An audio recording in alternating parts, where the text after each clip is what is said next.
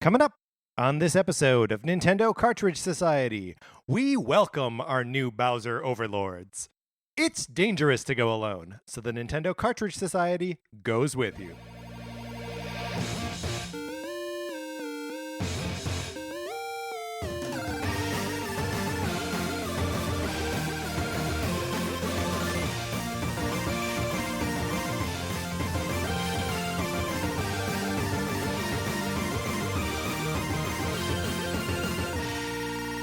Welcome to Nintendo Cartridge Society. My name is Patrick Ellers. I am joined, as always, by my co-host, Mark Mitchell. We've got a good show for you today. We're going to be talking about the news from the week, including Reggie's Last Day and some potential new features for Super Smash Bros. Ultimate. And then on Thursday, we're going to be reviewing Labo VR. But in the meantime, Mark, how are you? I'm doing great. I'm so happy to be here with you. I'm happy that you're here. It's always, we had a little thing today that echoed last week when you arrived at my door and I could see you through the window and you're like, do I knock or do I just like wave through the window? Mm-hmm. Do I just say hello through the open window? And we haven't worked out a good system for this yet. No, you guys are both, you and your girlfriend are both very polite when I just like creepily Well, what do you want to lean, over and just be like, hello. You would expect us to be like, Mark, get out of here. No. I mean, you just handle it really well. I think I would jump a little bit. Although I guess it's probably around like 8 o'clock. The time we record this. I don't know why you backed off of that. Like it's secret information. Secret? Mark usually arrives at my house at 8 o'clock. So, you probably know it's around that time. We haven't worked out a great system. No, but I think the system that we have is fine. It's awkward, sure, but what about the show isn't? Speaking of things that are awkward, you would like to borrow my copy of Sonic Forces, wouldn't you? But you shouldn't be ashamed. No, because look, there's no shame in it. No. You get the game for free. Yeah, especially at this point, lots of people have done it before you, so you really have nothing to be ashamed of. Right. At this point, you are joining a club. Exactly. You are being included more if you put yourself on this list. You're a sneech with a star. That's right. Or without a star, if you think that's the cool one. That's the whole point of it, right? Yeah, totally. All you got to do is email us your mailing address to Nintendo Cartridge Society at gmail.com. And I send it to you. You send it back. It's great. Here's another thing that we need in your emails.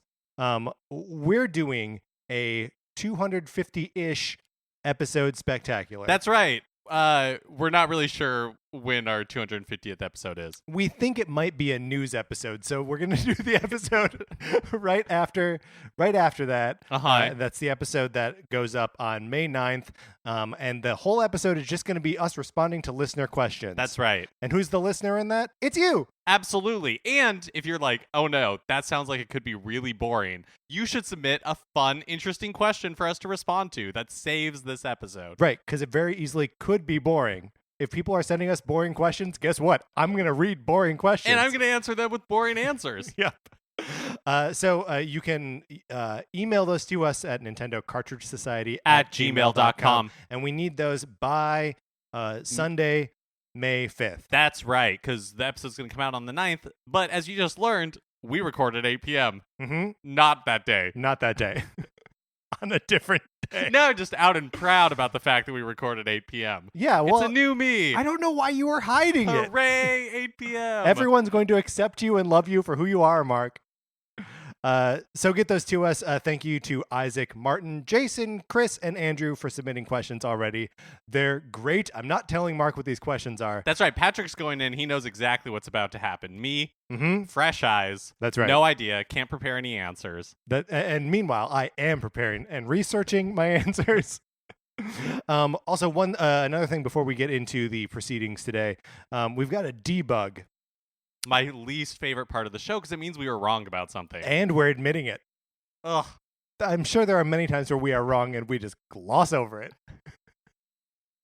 But Mark and I have had this ongoing feud about which one of us is going to hit the friend cap on Nintendo Switch first. That's right, because in all of our show notes, you can find our Switch friend code, and you should absolutely be friending us on Switch. Right, because over the weekend, I got my 101st friend on Which Nintendo we thought Switch. was an impossibility. We thought the cap was 100. Psych, it's 300, which means we've got so far to go.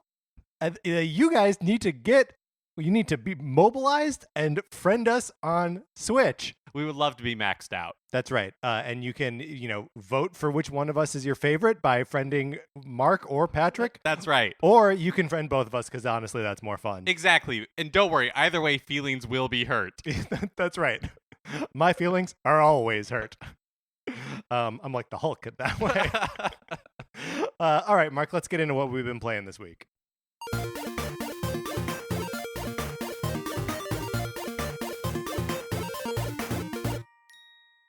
Should come as no surprise.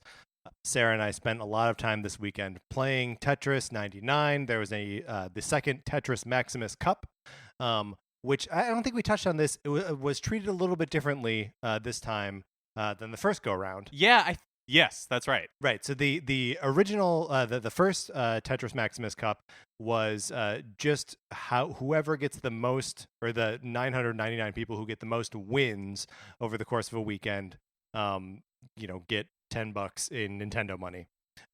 This time it's whoever has the most points. And a first place finish gets you 100 points. A second place finish now gets you 50 points. A third place is like 30, and then like the rest down to 10 or like 20, whatever. And then like it caps out, somewhere where you're getting like 2 points if you finish within the top 80. Were they totaling these like as the weekend went along? You could see it. Yeah, at the end of every match you could see where your point total was. So that's Sarah and I over the course of the weekend each got, I think she got 2 wins and I got 1 win. But I got a couple second places, she got a couple second places, and we ended up squeaking out the weekend with just over 2,000 points, which is very exciting for us. I saw someone tweet that they got 22,000 points, but I don't think that's possible. I think they probably got 2,200 points. Oh, for sure. And we're just like... Absolutely. They were too overjoyed and just like, yeah. Because 22,000 would mean that you would have to get first place 220 times. Like, that's nuts. That's a lot. That's a lot. That's a lot of winning in the Tetris Maximus Cup. So when do you guys find out if you got 999 Nintendo Gold coins? I don't know. If you do, can I have 100 of them? 100 gold coins? Yeah. No. Fair. That's totally fair. I didn't earn them. Honestly, I don't know how I would transfer 100 gold coins to you. I don't. You could just give me $1. I think I would just as soon give you $1. Yeah. Now, beyond Tetris 99, I have not really played any games this week. Yeah, I am ashamed to say that I did not play any games this week, and I'm embarrassed to admit I just didn't feel like it. Whoa. Well, former guest Matt Acevedo's got our back because he's been playing a game and he wrote us an email and it says, "Hey, Cart Boys," which I do not endorse that nickname. I kind of like it. Cart Boys? Yeah. Do you want to know how boys is spelled? No. I think it's better in my imagination. All right, good. Matt says, "Welcome back, Mark. I just wanted to chime in and recognize some things I absolutely adore about Yoshi's Crafted World. First is the animation during those boss cutscenes. The way it's almost stop motion-esque with materials that look real blow my mind every single time. So you probably didn't get a chance to see this, Mark, but every time Kamek uses his magic to make a boss character. I'm sorry, is Kamek a man? I don't know. Let's Google, is Kamek a man? I've always gendered Kamek as he. Oh, that's interesting. I've always gendered Kamek as she. And can there be multiple Kameks? Or are they like toads? Well, I mean, they're Magikoopas. Oh, But so I just Googled Kamek gender, and gender male. Oh, okay. So is it the hat that's throwing you? Because it's like a witch hat? No, maybe it's the laugh. Oh, sure. It was kind of like a witch's cackle. Yeah. So there's a whole witch thing going on. But anyway, where was? Oh, yes. Yeah, so whenever Kamek brings a boss to life, the frame rate on the thing that it's that Kamek is animating like drops super low, so that it does look like a kid is putting together their stop motion movie. It's really, really cool. Matt goes on to say, "Also wanted to point out that my favorite level so far has got to be Weighing Acorns level in Acorn Forest. The level had my attention with the chilled out fall vibes version of the Crafted World theme song, and completely got me when you make the bus stop when you make a bus stop for Yoshi, and then he waits for a bus while humming the theme song to himself. Super cute. Had to share it with you guys. Definitely my favorite moment. Cheers. P.S. I'm still not afraid of Greg.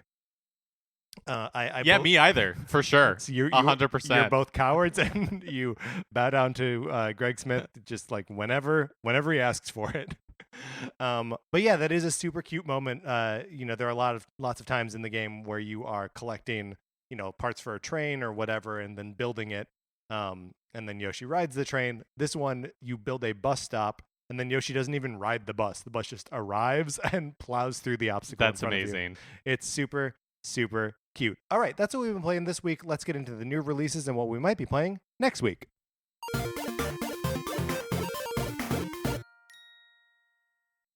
So anytime that they release new games for the NES, Nintendo Switch Online, they also release an SP version, or at least one SP version. Great. And this past week, along with Punch-Out and the other games that came out, there was Kid Icarus SP. What happens in that? So you start at the final level, and you're equipped with the 3 sacred treasures, which is the Mirror Shield, the Arrow of Light, and the Wings of Pegasus. That's great, because the final level of Kid Icarus is super fun and kind of easy.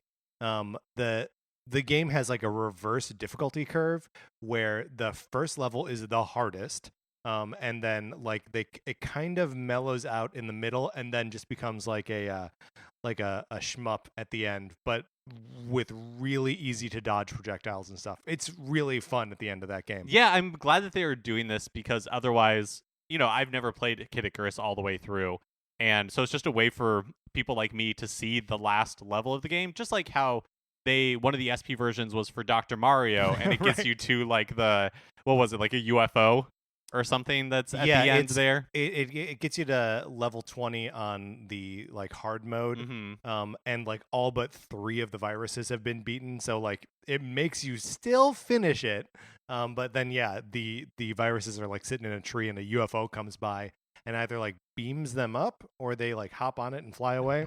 It's confusing. Yeah, I almost look forward to the SP level or versions of these games just as much as the new releases. It is, however, a weird substitute for NES Remix, which is a series of games on Wii U and 3DS that took like all of the interesting little slivers from all these NES games and presented them as discrete little challenges, which was another great way to have those kind of like final moments in the game, or like just doing the Medusa fight at the end of Kid Icarus, and having it relatively divorced from like all the slog boring parts of the game. Man, those games are so good. The NES Remix is those are great packages of games. I'd like to see them just on like the Switch eShop or something. Yeah, I don't know why they're not there. On today, April 16th, Final Fantasy X and X-2 HD Remastered are released for Switch. Does that round out, or are we still waiting for 12? We're still waiting for the 12, which I can't remember what it's called, like Zodiac Age or something like that. We both thought that was right. We said it at the same time. I'm going to assume it's correct. There will be no debugging this if we are wrong. But I think that will be the only one outstanding, I think. All right. Except, of course, for those that we have not heard. Like, yeah, sorry, of the ones like that were Tactics announced. or 8 or whatever. April 18th, Overcooked 2, the Campfire Cook-Off DLC is released. Man, I got to get back into... Because Overcooked has released a couple different DLC packs, which I think are all free updates.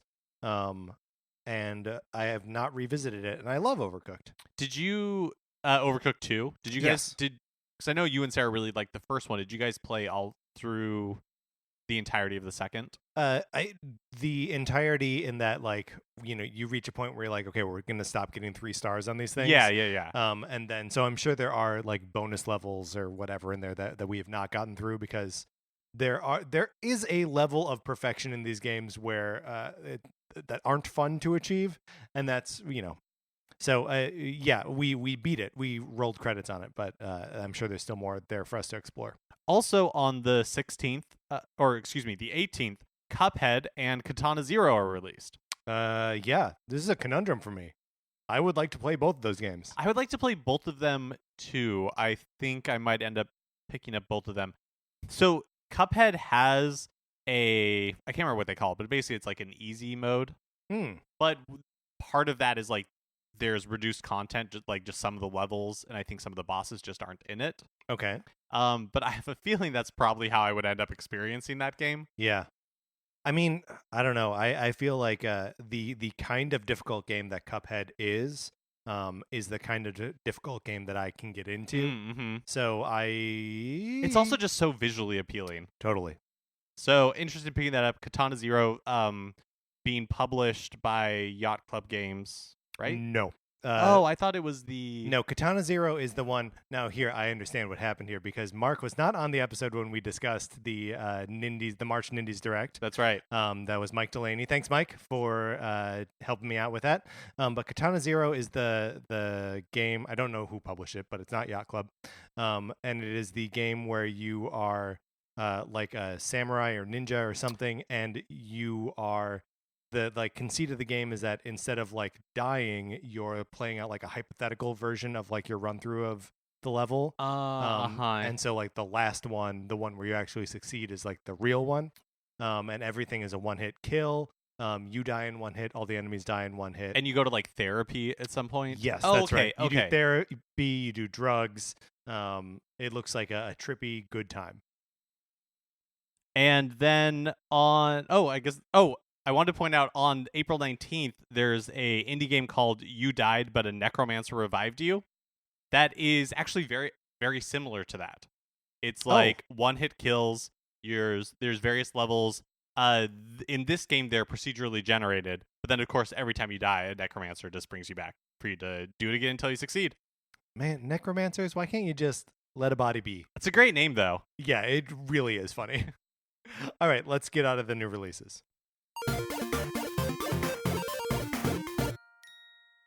Now it's time for a regular segment on our show. It's time for 433. In 1952, American composer John Cage wrote a piece called 433, wherein a performer or group of performers didn't play their instruments for 4 minutes and 33 seconds. For the purposes of this show, our instruments are talking about Nintendo. So, for the duration of one performance of 433, Mark and I will talk about something not at all Nintendo related, thus fulfilling the contract of the piece. Mark, our topic today is we are going to talk about the last time we peed our pants. So I don't know that I remember the last time I peed my pants, and this is not going to be a cop-out. That's because I understand this is an embarrassing topic, right? I can tell you the last time I pooped in my pants. Okay, that's fair. Does that help? Yeah, it does. It does help. This is me offering a concession. After I graduated from college, I stayed on working as a hall director. So, like, I lived in the dorm, and there were days that I had to go into my sort of, like, part-time job, like, elsewhere on campus, and days when I had no other responsibilities. This was one of those days, and, I mean, it was one of those, like, weird, isolating days where, like, you sleep until 11 and then you're like, oh, I gotta like feed my body or something.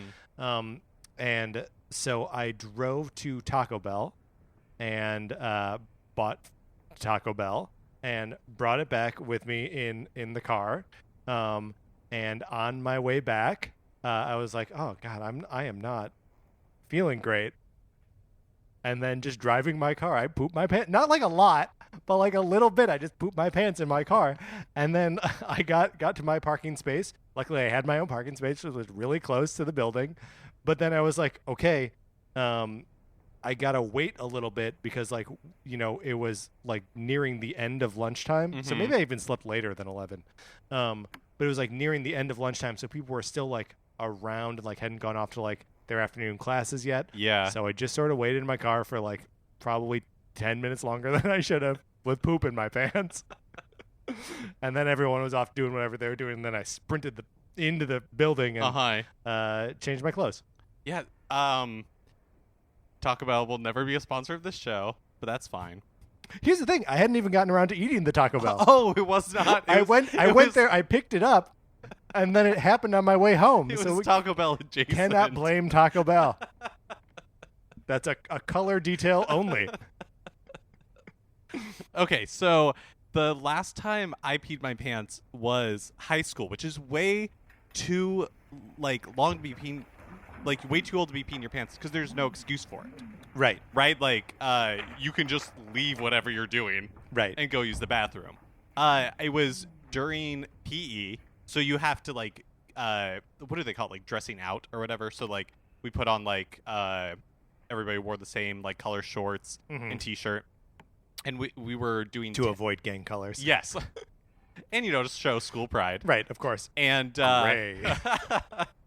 and we were playing tennis, and the tennis courts were very far away from the locker room, but also from just the rest of the school.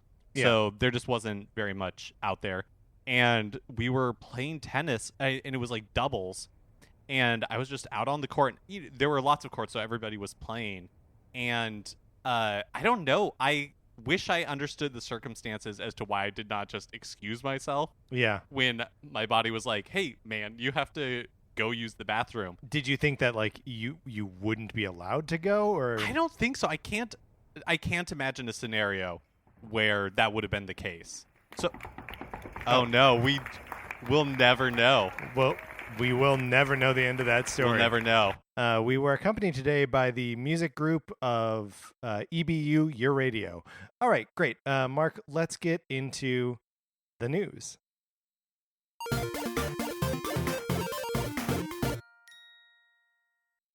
And hey, if you want to know the end of that story, why not ask me in our question and answer session? Why not ask Mark? Yesterday, April 15th, was officially Reggie's last day as president of Nintendo of America. We are, of course, referring here to Reggie Fils-Aime, who has been in the role for about 15 years, I think, long something time. like that. He also joined Twitter yesterday, which seems like a huge mistake. Everybody should be getting off of Twitter. Yeah, but that's not going to happen. We're all going to get on Twitter, make each other miserable. He somehow has the handle @Reggie, which is such a cool move. Yeah. Just @Reggie. Uh-huh.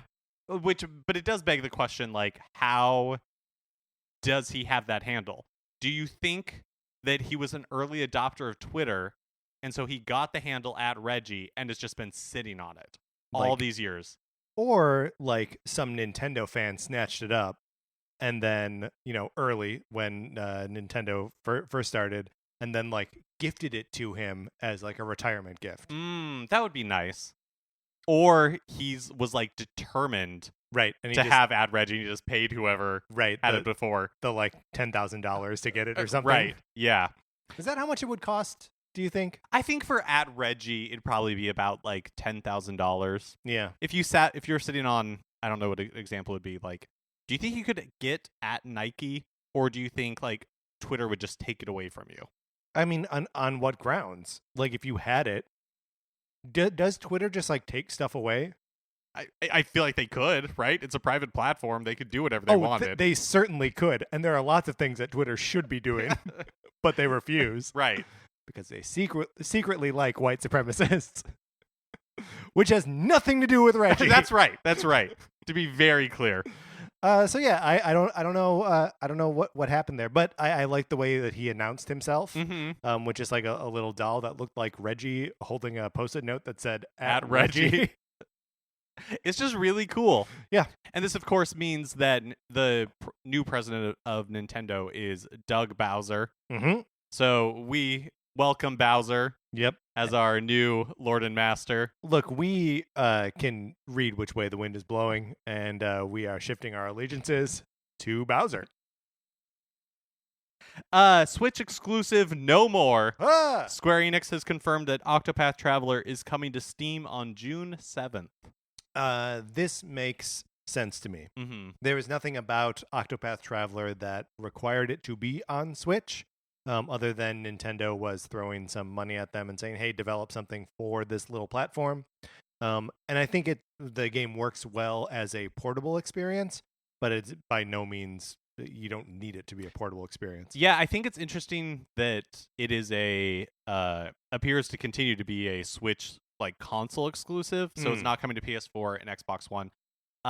You mentioned that Nintendo threw some money at them to develop this game. I actually wonder if it wasn't like the development that they funded, but they just agreed to like because Nintendo published it in the West, Sure. and so I wonder if that is the reason why it continues to be a Switch exclusive a on console consoles. exclusive. Yeah, Yeah, I wonder. I mean, it's also just like, Square Enix, they're not really in the business of making exclusives. yeah, not anymore. Like they were for a little bit, but that's kind of just because like their relationships were in Japan, right? And so they were putting out a lot of stuff first on Nintendo platforms, and then when Nintendo couldn't physically carry their games because they needed way too much music and whatever, that they moved over to Sony.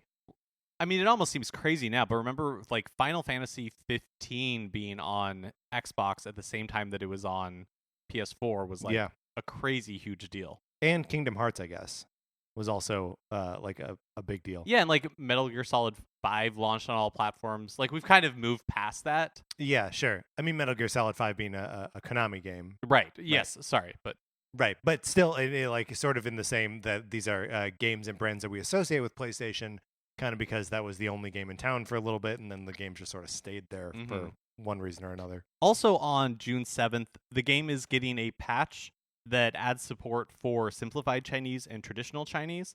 And I wonder if that's also one of the reasons why it's being put on PC is because more and more game developers are trying to enter the like Chinese market. Yeah, and no, that makes tons of sense. And they don't own a lot of Switches, but because they're not officially sold, like Nintendo doesn't have an official presence in China, but a lot of people have gaming PCs. That makes perfect sense to me. It's been almost a year since the game first released, but Mario Tennis Aces was just updated to version 3.0 and got like a couple of new game modes. I guess one game mode, two variations on it, but the weirdest part of the 3.0 update to me is it has a new opening cinematic for the story mode after all this time. Huh? So if I were to see this opening cinematic, do I need to like delete my save and start again? I guess maybe because it kicks off the whole story, which is like Wario and Waluigi down in a mine and they find some like magic tennis racket. Sure. And I think I have a vague memory of this that before this was all just basically told with like talking heads in text, right? To be like, oh, those like big meanies. Yeah, that sounds right. It has been, as you say, like a year since I played this game, so I don't really remember. There's also a new game mode called Ring Shot. During a match, you're tasked with hitting the tennis ball through rings that appear on the screen. And there's also a co-op version of Ring Shot, which can be played either competitively or cooperatively. So, but it's just like a regular match, and there were also rings? Yeah, that's what it appears to be. Okay. And then from now until June 1st, there's a special online co-op version called Yoshi's Ring Shot, where every player is a different colored Yoshi, and hitting a ball through a ring of your own color gives you like quadruple the points that you would normally earn. Oh, boy. That sounds like a lot to track. It also just sounds really hard because I don't remember me being especially good at aiming, when I was playing Mario Tennis Aces with much precision. So I mean, there was a period where I got good at that game. You must have, because you like made it through the story mode. I did make it all the way through the story mode. Yeah. In all of its weird difficulty spikes. So there was a period where I understood that game. But it has been so long that I can't even remember the opening cinematic. Well, there wasn't one. So, well, there you go. Speaking of games being updated to version 3.0, we're all waiting to find out what Super Smash Bros. Ultimate 3.0 update will include and when it's being released. But Nintendo might have accidentally revealed a new feature early. In a new commercial for the game, you can see the UI for the like Games and More section. And there's a new icon that says Stage Builder. What do you think that does? I wouldn't dare hazard a guess with such a obtuse name like that. But we can imagine that it allows you to build a stage. Only because I think previous Super Smash Bros. Game have had this feature. Yeah, 3 and 4. Or at least the Wii U version of Smash 4. I've never played or even seen a well-constructed fan level. I feel like it's like Super Mario Maker, where most of the time they're just like really way too hard. No, it's way worse than Super Mario Maker. Because Super Mario Maker, like there is at least like the potential to make a level that makes sense or that is fun. The only way a Smash like user generated level is fun is if it's terrible. My buddy Taylor and our friend Nick Stahl made a level in Smash Melee that Brawl? The Wii one, Brawl. Brawl, yes. That was just like a small box with spikes on the ceiling and like two little holes that you could get out. And so you could battle on the ceiling, but like if you got up there and like got away from the spikes, and then everywhere else was spikes. So it was just like a terrible room where like when you got low health, you just got into the room, and then anytime you got hit, you got bounced around forever but never died. It was a nightmare room, and I tried making some levels in Smash 4 on Wii U, and like I don't know, I don't have a good handle on what makes an interesting Smash level. Yeah, I feel like that's the problem, because we can kind of intuit what makes a fun Mario level. Totally. It is a little more difficult to build a Smash level. I had constructed a very similar one, except instead of spikes, mine was much more boring. It was just that there was a platform up top, but it was very there wasn't a lot of platform, and then you fell down into what was basically just like a very long cylinder that was flat at the bottom. So once you like made it to the bottom, there was no way for you to get out, and so you were just fighting on a flat plane in like very confined quarters. Well, and like, which is weird, right? Like that is a weird experience to put someone through, and not fun. No, and not fun at all. And I like, honestly, I think the best Smash levels are those that kind of just disappear, right? Like that you don't, that like the shape of them doesn't really matter. Yeah. So, and I mean, the other thing about the Smash stage builder is that they all look super generic. Like it's going to be like spacey or like grass fieldy, or like that's basically it. And there's going to be like lava in weird places and spikes that don't make sense. Like what's fun about a Smash level is that it looks like a different video game. And this is never going to look like a different video game. But anyways, hopefully it's fun. Oh, yeah. Hopefully it'll be there. Hopefully it works well. And also, hopefully we'll hear more soon, because we were originally told that the update should arrive before like the end of April, that we would like stay tuned to hear about it soon. And that was in the Direct that happened in February, right? That's right. But it is literally the only thing that they said was that the update would be coming before the end of April. And that we should stay tuned for more details. And, I mean, the end of April is not that far away at this point. No.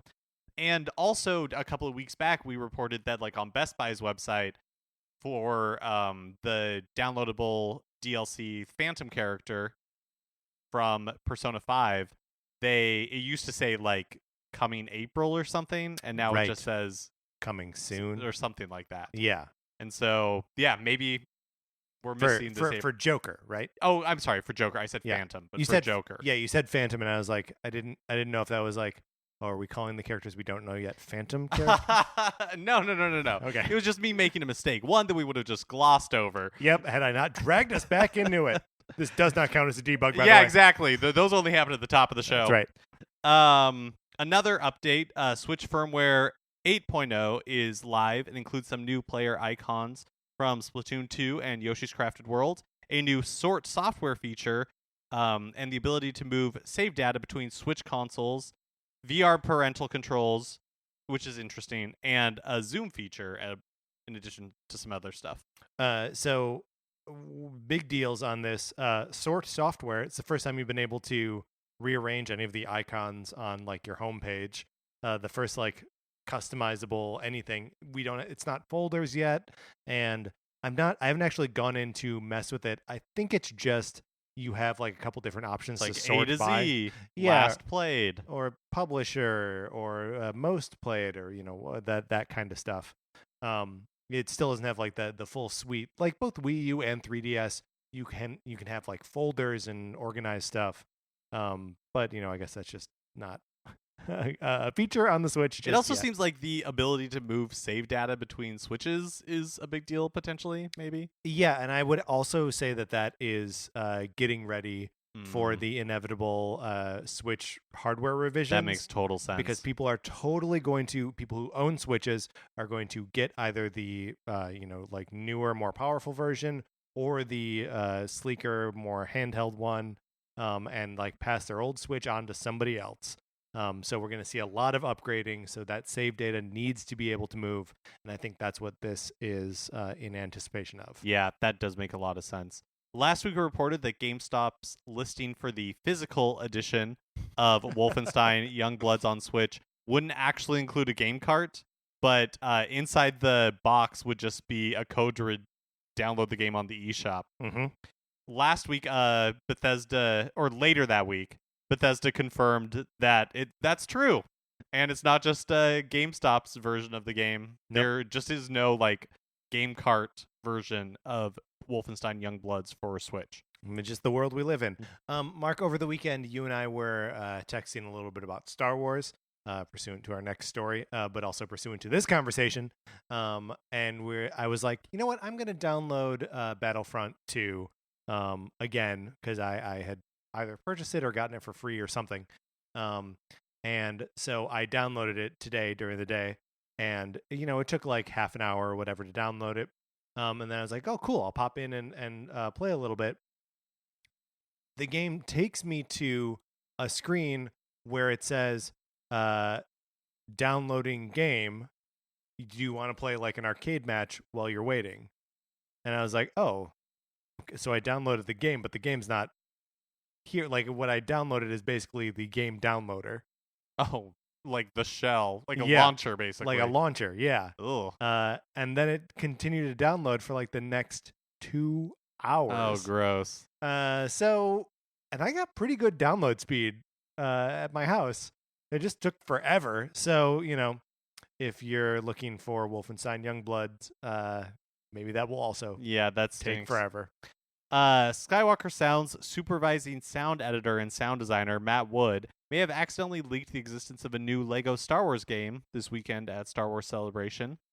In an interview with Eurogamer, he said, quote, "So many things we're doing right now. We've got Resistance going, Clone Wars going, we've got Mandalorian happening, of course Episode 9 happening, there's the LEGO Star Wars game we're working on." What? This is notably the first LEGO Star Wars game since the surprisingly good LEGO Star Wars The Force Awakens in 2016, which had a really good version on Wii U. I wouldn't know. Patrick actually wrote that it was a surprisingly excellent LEGO Star Wars game. It's I didn't feel like very good. I just didn't feel like I could say that having not played it. I did. Anytime I put any editorializing in the news, Mark backs down from reading it, which is fair because I will go on record saying it is a surprisingly excellent LEGO game.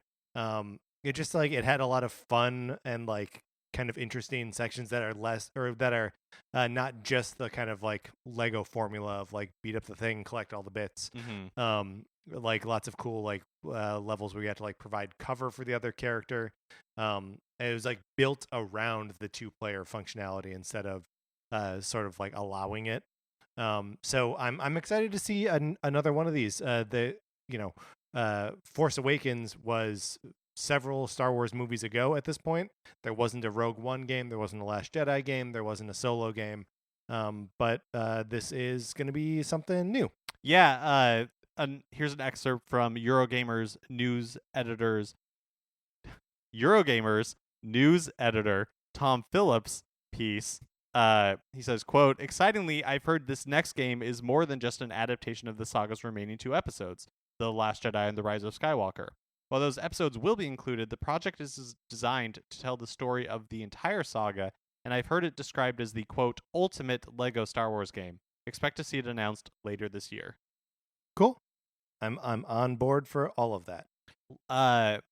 Last week we also talked about Labo VR support coming to Super Mario Odyssey, and previously we knew about some coin and the music note collecting mini games, but Nintendo has also revealed a theater mode where you can watch the game's cutscenes in VR. Weird.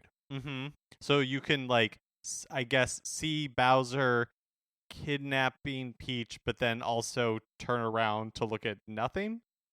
Or maybe some cowering toads? Is that what happens?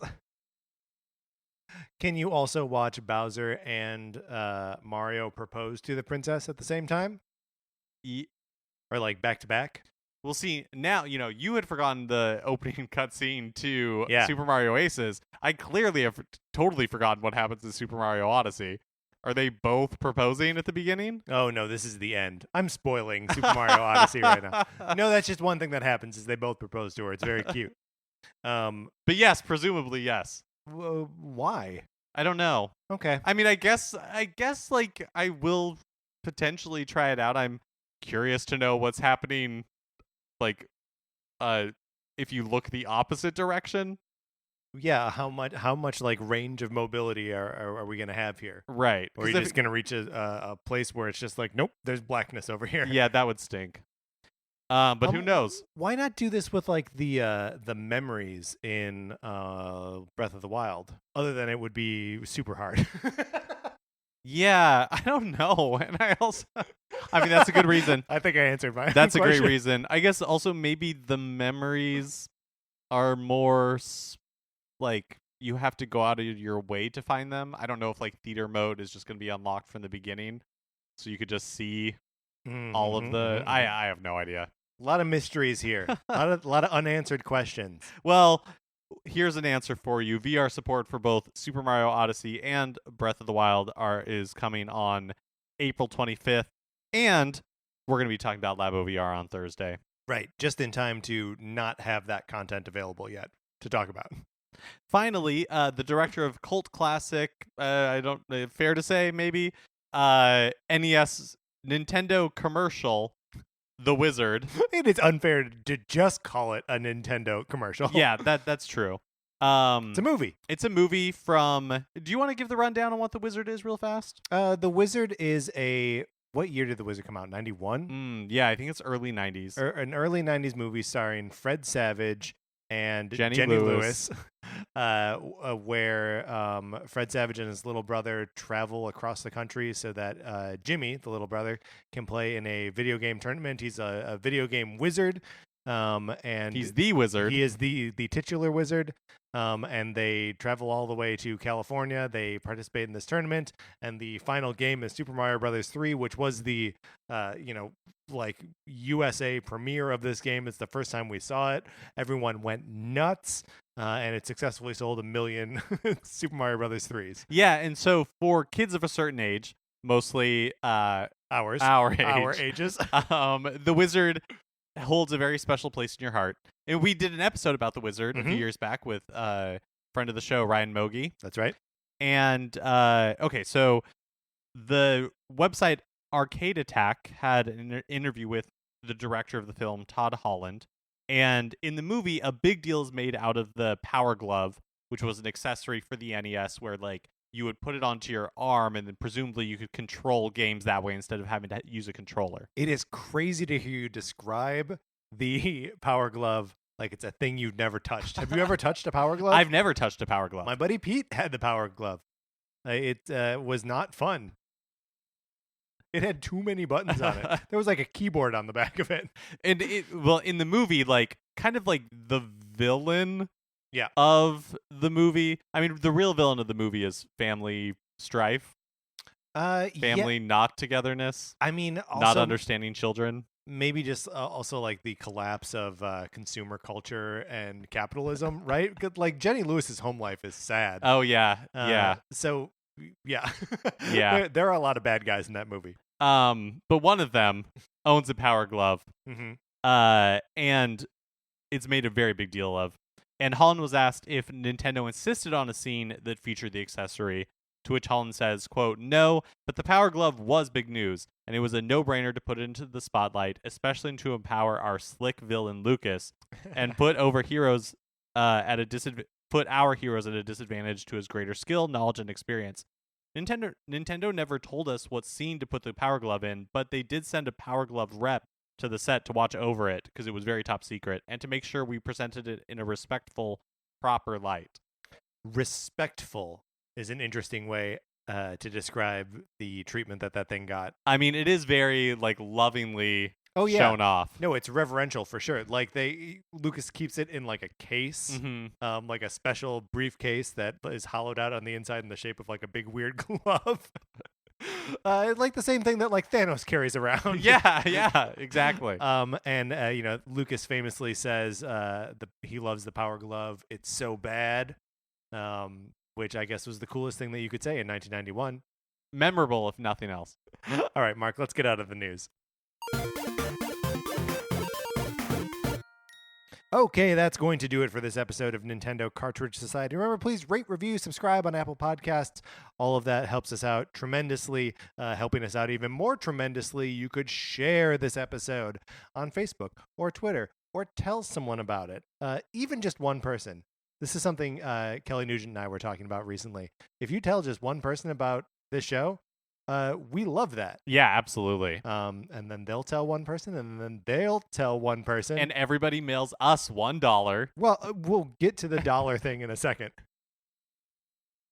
You can also follow us on Twitter. I'm at Patrick_Ellers. Mark is at MKE Mitchell. And the show is at NinCart Society. We also have a Facebook page, which is just Nintendo Cartridge Society. Olivia Duncan made our logo. Our theme music is provided by 8-Bit Betty. You can get more of his music by going to 8bitbetty.com or by listening right now. For my co-host, Mark Mitchell, this is Patrick Ellers saying, Hail Bowser! And thanks for listening.